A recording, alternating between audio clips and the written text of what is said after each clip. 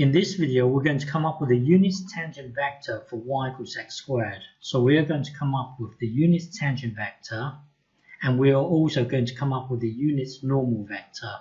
So let me illustrate.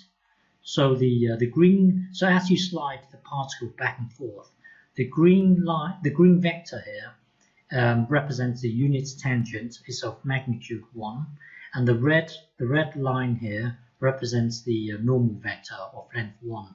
So as you slide the particle back and forth, you can always keep track of the unit normal and the unit tangent. Okay, so start out by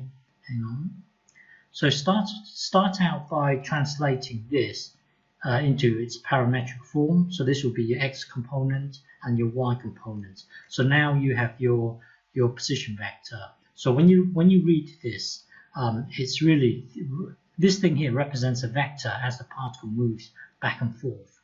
It represents this. It represents the position vector. And then when you differentiate this, it represents a tangent. It represents a tangent. It might or might not be of length 1. So this thing here is your tangent. But if you want the unit tangent, meaning of magnitude 1, then you divide it by its magnitude. So let's start again here. You've got your position vector. Differentiate it. That will then give you your tangent, your tangent vector. But if you want a magnitude of 1, if you want your unit tangent, then you get your vector, you get your vector here, and then you divide it by its magnitude. So basically, we now need to work out the magnitude of this. The magnitude would be u using Pythagoras. So square this, and then square this, and then take the square root. That will then give you the magnitude of this vector. So get the vector itself, which will be, so hang on, let's start again. Get the vector itself, which will be this thing here, divided by its magnitude. So divided by its magnitude is given by this. So if you want the unit tangent, it will be you getting this divided by its magnitude. So looking at the x component,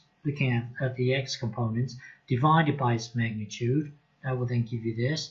Looking at the y component, divided by its magnitude, that will then give you this. So your unit tangent is given by this. So what that means on this is a green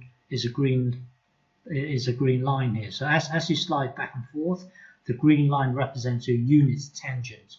So work this out for yourself. It depends on the kind of graph plotter that you use. For my one, I would have to punch all these in order for the graph to represent the unit tangent. Okay, so hang on.